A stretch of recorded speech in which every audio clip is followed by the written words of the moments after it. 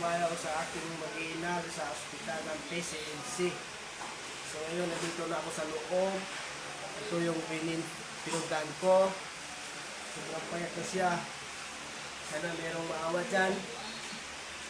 Bigyan mo naman ako kahit kunting pagtingin para lang sa ating warriors.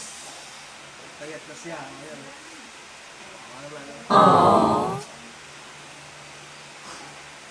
Sana kung pipansin lang dyan. Tulong lang. Ayun lang ko na like and share ang mga video. Yun lang, kunting tulong lang yun. Maraming salamat sa inyo. God bless you.